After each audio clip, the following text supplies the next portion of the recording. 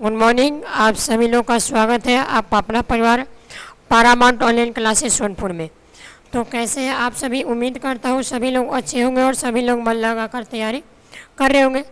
तो चलिए हम लोग PYQ के दौर को आगे बढ़ाते हुए आज क्या करेंगे, हम लोग इसके पिछले वाले क्लास में हम लोगों ने हिंदी का जो आपका पहला बुक है यानी गोधौली बुक का क्या किए थे हम लोग, इसमें चैप्टर 2 को हम लोगों ने कंप्लीट किया था।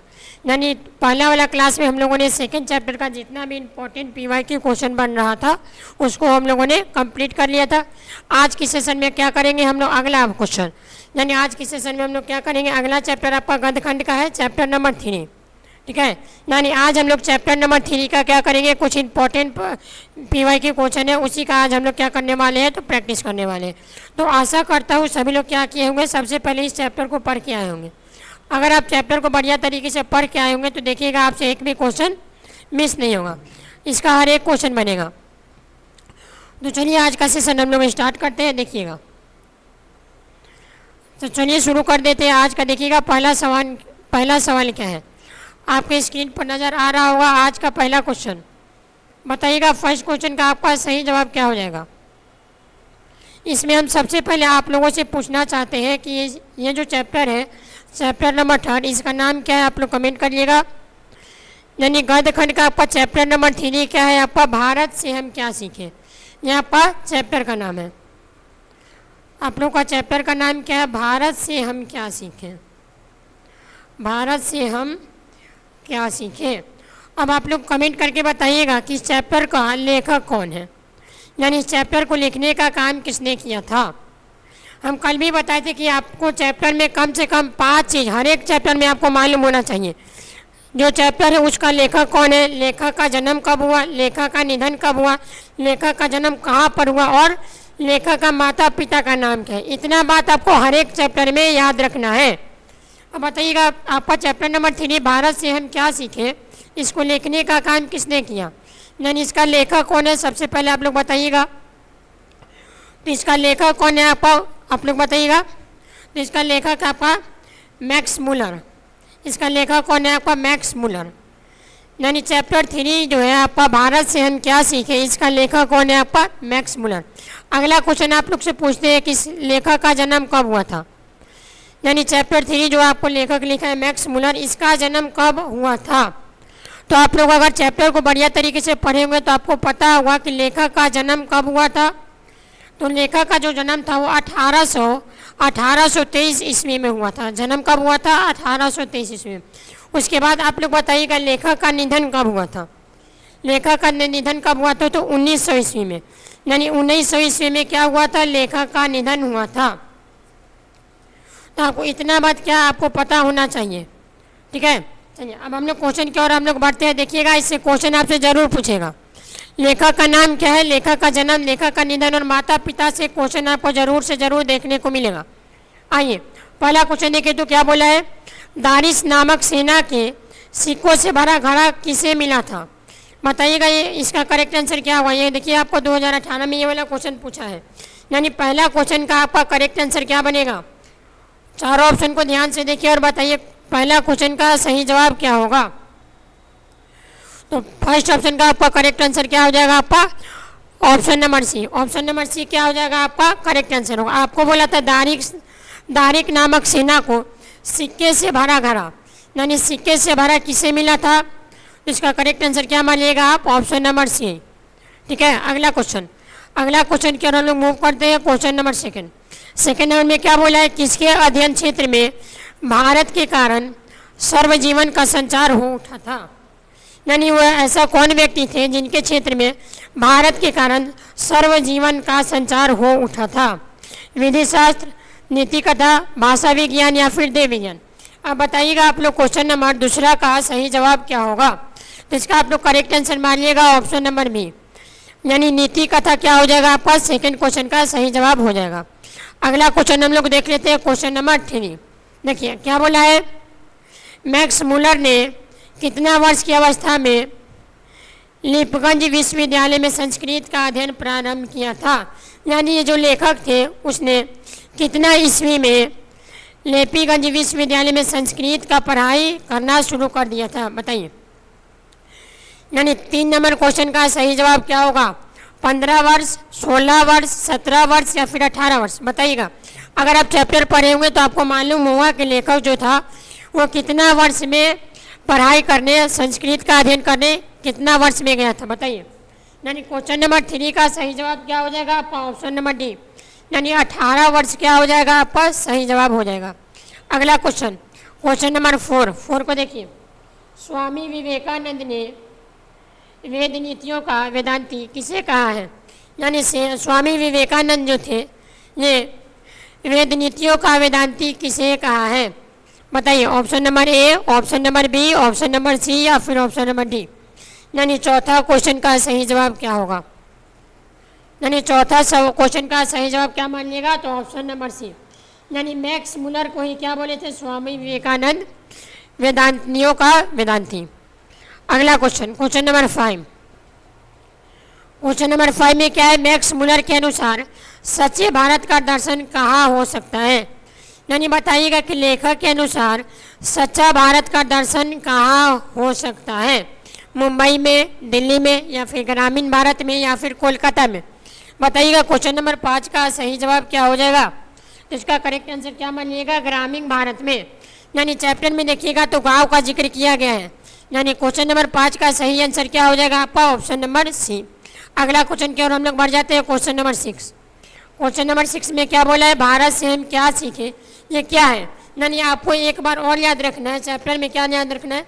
सबसे पहले चैप्टर का लेखक, यानी चैप्टर का लेखक कौन है? सेकंड पॉइंट, चैप्टर लेखक का जन्म कब हुआ? थर्ड पॉइंट, लेखक का निधन कब हुआ? फोर्थ पॉइंट, लेखक का माता पिता का नाम क्या है? और 5 पॉइंट, चैप्टर का विधा क्या है? यानी निबंध है, कहानी है क्या या फिर भाषा है? यानी इतना बात आपको हर एक चैप्टर में मालूम होगा तो देखिएगा इससे क्वेश्चन जो पूछेगा वो आपसे बन जाएगा। यानी भारत से हम क्या सीखे, इस चैप्टर का विधा क्या है? यानी क्वेश्चन नंबर 6 का आपका करेक्ट आंसर क्या बनेगा आपका? ऑप्शन नंबर सी, यानी भाषण क्या है आपका? इस क्वेश्चन का करेक्ट आंसर हो जाएगा। अगला क्वेश्चन, नेक्स्ट क्वेश्चन देखिएगा, क्वेश्चन नंबर 7 में क्या बोला है? मैक्स मुलर को वेदांतियों का किसने कहा? इसका करेक्ट आंसर आप लोग मार दीजिएगा। ऊपर में जिक्र किया गया स्वामी विवेकानंद, यानी उसी का रिवर्स बना के क्वेश्चन आपसे पूछ दिया। यानी एक ही क्वेश्चन से आपको 2 आंसर पता चल गया। यानी इसमें क्या पूछा है? मैक्स मुलर ने वेदांतियों का भी किसने कहा? इसका करेक्ट आंसर क्या मानिएगा आप लोग? Option number B. अगला क्वेश्चन देख लेते हैं हम लोग, क्वेश्चन नंबर 8 में क्या बोला? मेघदूत का जर्मन से में अनुवाद किसने है? यानी मेघदूत जो थे उसमें जर्मन का अनुवाद किसने किया? इसका सही आंसर क्या हो जाएगा आपका? Option number A, option number B, option number C या फिर ऑप्शन नंबर डी। अब बताइएगा क्वेश्चन नंबर 8 का आपका सही जवाब क्या होगा? तो इसका करेक्ट आंसर आप लोग क्या मानिएगा? मैक्स मुलर ने, ठीक है। यानी लेखक के बारे में जिक्र हुआ है तो इसका करेक्ट आंसर क्या हो जाएगा आपका? Option number C. अगला क्वेश्चन, क्वेश्चन नंबर 9 नंबर में क्या बोला है? प्लेटो और कनॉट महान थे। यानी बताइएगा ये वीर थे, दार्शनिक थे, नाविक थे या फिर सैनिक थे? यानी ये यहाँ पर एक वर्ड लिखा गया प्लेटो और कनॉट, ये कैसे इंसान थे? वीर थे, दार्शनिक थे या फिर नाविक थे या फिर सैनिक थे? यानी क्वेश्चन नंबर 9 का सही जवाब क्या होगा? तो इसका करेक्ट आंसर आप लोग मानेंगे ऑप्शन नंबर बी।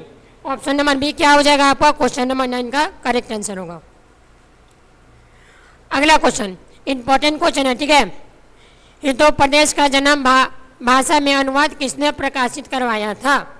यानी यहाँ पर देखिएगा जर्मन भाषा में अनुवाद किसने प्रकाशित करवाया था? महात्मा गांधी, मैक्स मुलर, गुणाकार मुले या फिर अमरकांत ने? बताइएगा क्वेश्चन नंबर 10 का सही जवाब क्या होगा? अगर आपको आंसर पता है तो आप लोग आंसर कमेंट में बताइएगा क्वेश्चन नंबर 10 का सही जवाब क्या हो जाएगा? तो इसका करेक्ट आंसर आप लोग क्या मानिएगा? Option number B. यानी इसका करेक्ट आंसर क्या होगा? Option number B. अगला क्वेश्चन देख लेते हैं हम लोग, क्वेश्चन नंबर 11 नंबर क्वेश्चन में क्या बोला है? वंश विज्ञान का संबंध किससे है? Option number A, option number B, option number C या फिर ऑप्शन नंबर डी।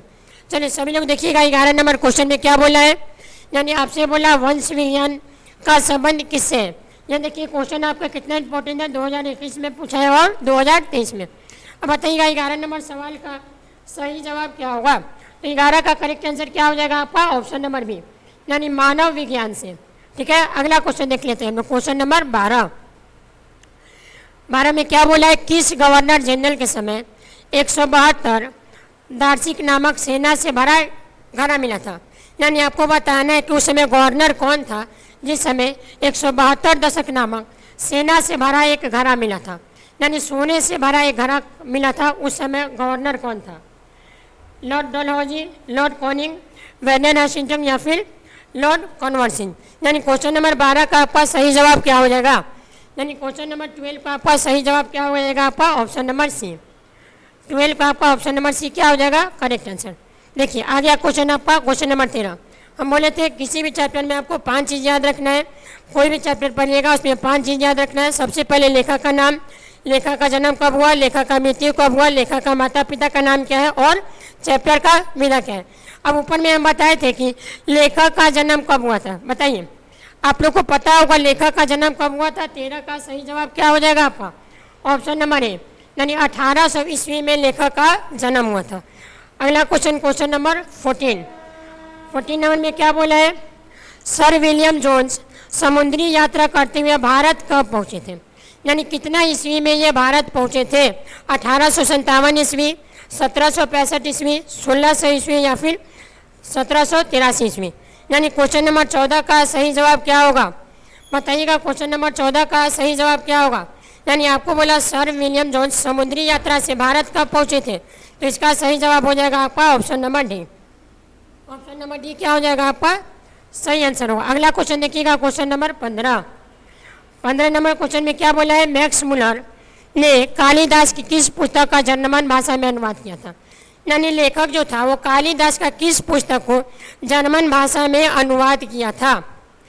बताइएगा क्वेश्चन नंबर 15 का सही जवाब क्या होगा? आप लोग जल्दी से कमेंट करिएगा क्वेश्चन नंबर 15 का सही जवाब क्या होगा। जिसका करेक्ट आंसर होगा आपका ऑप्शन नंबर सी, मेघदूत। ठीक है, अगला क्वेश्चन, क्वेश्चन नंबर 16। 16 नंबर में क्या बोला है?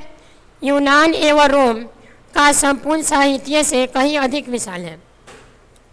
यानी ये किसने बोला था? संस्कृति भाषा और साहित्य, उर्दू साहित्य या फिर जर्मन भाषा और साहित्य या फिर रूस भाषा और साहित्य। यानी क्वेश्चन नंबर 16 का सही जवाब क्या होगा? बताइएगा क्वेश्चन नंबर 16 का आपका करेक्ट आंसर क्या बनेगा? तो इसका करेक्ट आंसर बनेगा संस्कृत भाषा और साहित्य। कहने का मतलब आपका ऑप्शन नंबर ए क्या हो जाएगा? सही जवाब हो जाएगा। अगला क्वेश्चन देख लेते हैं हम लोग क्वेश्चन नंबर 17। 17 नंबर सवाल में क्या बोला है मेरे दोस्त? 17 नंबर में बोला हकसेले क्या थे। यानी हकसेले क्या थे? अगर आप चैप्टर में पढ़ेंगे तो इसका जिक्र आपको जरूर से जरूर देखने को मिला होगा। यानी हकसेले क्या थे? आप ऑप्शन, चारों ऑप्शन देखिए और बताइए क्वेश्चन नंबर 17 का सही जवाब क्या होगा। तो क्वेश्चन नंबर 17 का करेक्ट आंसर आप लोग मानेंगे ऑप्शन नंबर डी। ठीक है, यानी वनस्पति वैज्ञानिक। हंसले क्या था आपका? वनस्पति वैज्ञानिक था। अगला क्वेश्चन, क्वेश्चन नंबर 18। देखिए आपसे फिर से पूछ लिया, मैक्स मुलर का जन्म आधुनिक जर्मनी में किस नगर में हुआ था? यानी इस बार आपसे जगह पूछ रहा है कि कौन सा नगर में हुआ था। यानी क्वेश्चन नंबर 18 का सही जवाब क्या मानिएगा? तो इसका करेक्ट आंसर हो जाएगा आपका ऑप्शन नंबर ए, डिसाऊ। अगला क्वेश्चन, क्वेश्चन नंबर 20। भारत किसकी भूमि है? बताइए, ये क्वेश्चन का आंसर तो आप सभी लोग को पता होगा। भारत किसकी भूमि है? बताइएगा क्वेश्चन नंबर 19 का सही जवाब क्या होगा?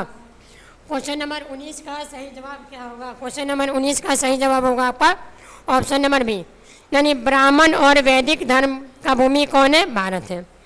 अगला क्वेश्चन देख लेते हैं क्वेश्चन नंबर 20।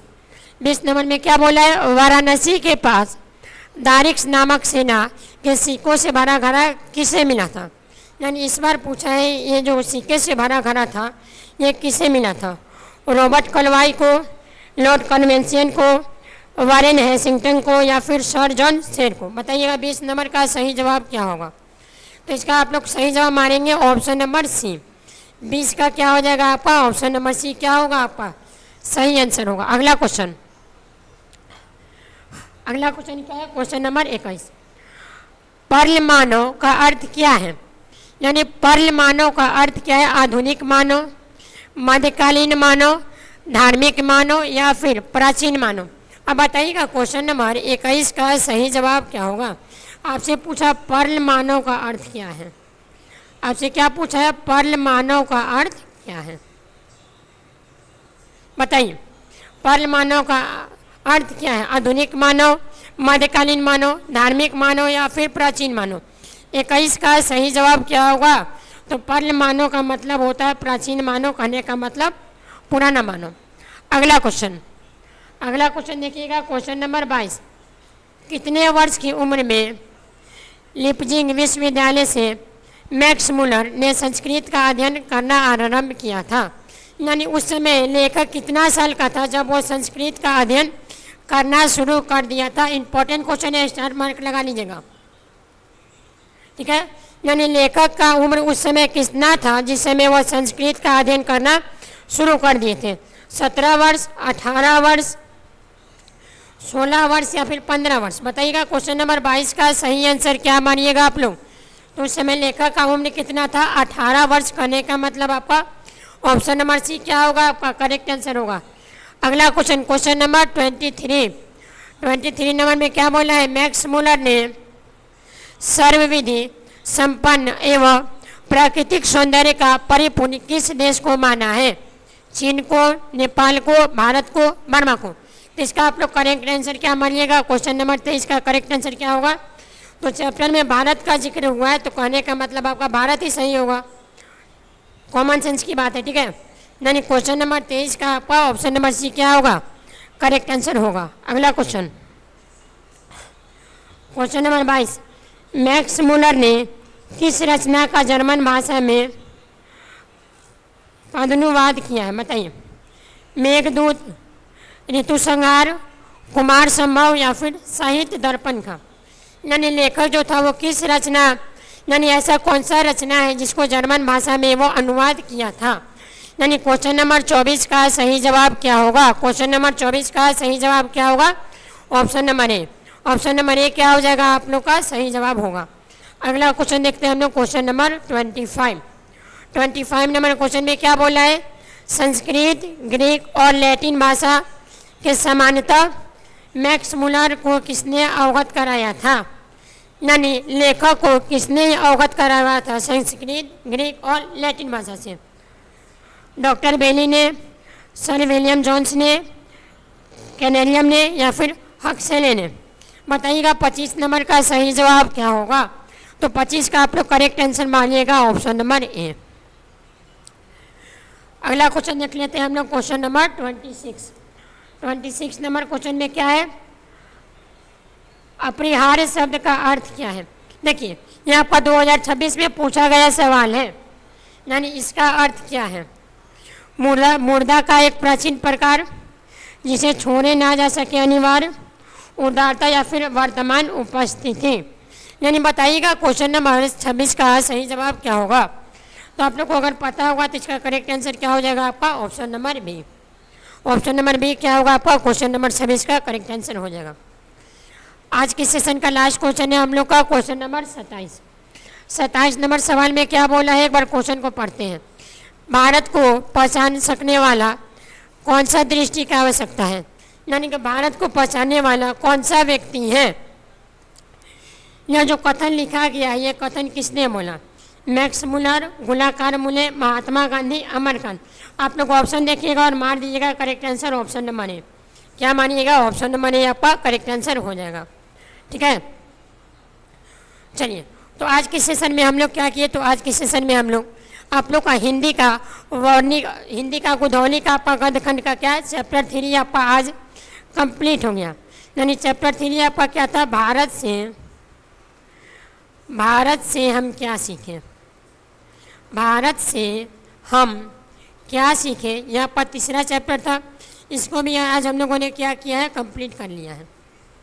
ठीक है, तो आप लोग का काम क्या रहेगा आज के सेशन में? केवल हम लोग आज 27 क्वेश्चन लगाए हैं। अब आप लोग बताइएगा कमेंट में कि आप लोग को 27 में कितना क्वेश्चन का आंसर आपको पहले से मालूम था। ठीक है, आप लोग क्या कर लीजिएगा, जितना भी क्वेश्चन करवाया गया इसको एक बार रिवाइज कर लीजिएगा। क्योंकि अगर बात करें तो आज के सेशन में हम लोग 2018 से लेकर के 2026 तक तीसरा चैप्टर से जितना भी सवाल पूछा था उसको आज हम लोगों ने कंप्लीट कर लिया। इतना कर लीजिएगा, इतना आपके लिए मोर देन सफिशिएंट होगा। इसके अलावा आपको इस चैप्टर से ऑब्जेक्टिव कुछ भी करने की आवश्यकता नहीं है। थोड़ा बहुत आप लोग सब्जेक्टिव पर ध्यान दे दीजिएगा, आप लोग का काम हो जाएगा। और अगर आप इस चैनल पर नए हैं तो इस चैनल को लाइक शेयर एंड सब्सक्राइब करना ना भूलें। और अगर आप पारामाउंट से अगर आप पारामाउंट कोचिंग सेंटर से अगर ऑफलाइन में जुड़ना चाहते हैं तो आप लोग ऑफलाइन में जुड़ सकते हैं, ठीक है। यानी ऑनलाइन ऑफलाइन दोनों चलता है। अगर आप ऑफलाइन जुड़ना चाहते हैं तो आप लोग आ सकते हैं गोला बाज़ार सोनपुर में, ठीक है। गोला बाज़ार सोनपुर में आइएगा, वहाँ पर आपको पारामाउंट का ऑफलाइन कोचिंग भी दिख जाएगा। और अगर आपको और भी किसी चीज़ से रिलेटेड अगर कोई भी चीज़ का अगर डाउट हो तो ऊपर में देखिएगा, ऊपर में एक कॉन्टैक्ट नंबर दिया गया है, उसमें आप लोग संपर्क कर सकते हैं। तो चलिए आज का सेशन हम लोग यहीं पर समाप्त करते हैं। आशा करता हूँ कि सभी को आज का सेशन बढ़िया लगा होगा, अच्छा लगा होगा। तो चलिए मिलेंगे हम लोग अगले क्लास में। नेक्स्ट क्लास में क्या करेंगे, हम लोग अगला चैप्टर का क्वेश्चन प्रैक्टिस करेंगे। तो नेक्स्ट चैप्टर आप लोग पढ़ के आइएगा। अब मिलेंगे सीधे अगले क्लास में, तब तक के लिए मन लगाकर सभी लोग पढ़ाई करते रहिए। Thank you, love you, take care, bye bye.